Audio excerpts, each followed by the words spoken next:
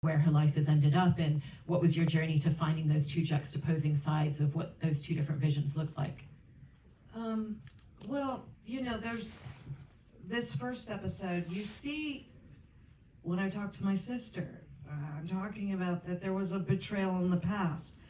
I'm looking for the pills. I'm asking if these pills are, a problem again.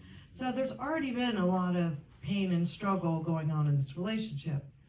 But it's not just this relationship. I mean, they met in college.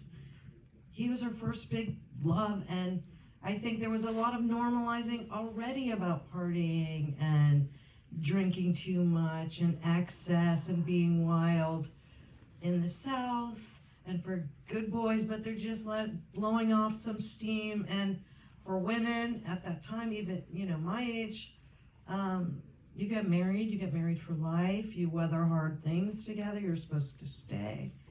And reverse engineering Maggie, because there were a lot of holes.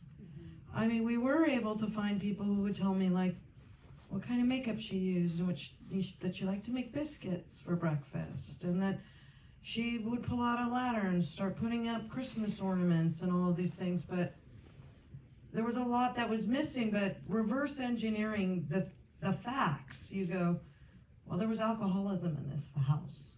There was drug addiction in this house.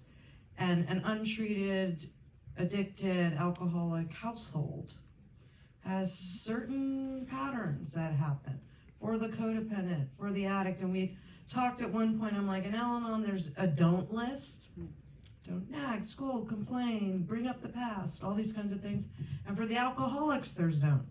And at the beginning, we were talking about, so they're doing the don'ts at the beginning of this. And then also, to be a person, to look at his character, someone who's charming and loving and funny and warm and a victim and a baby and a provider, but also a pathological liar and a cheater, and it's all so confusing. So I did a lot of deep dives into personality disordered people, narcissists and psychopaths and all of these things, and there's a pattern with those people, and there's a pattern with their partners, and there's a pattern with their partners when their partners start realizing that they don't know who they are with.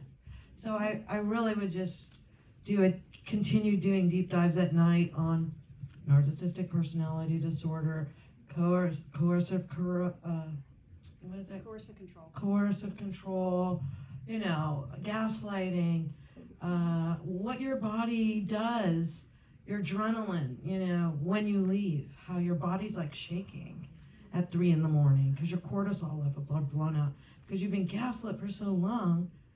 You don't understand, like, how could this person who I love, who was the first person to hold our babies and cry, who was there, through all this painful moments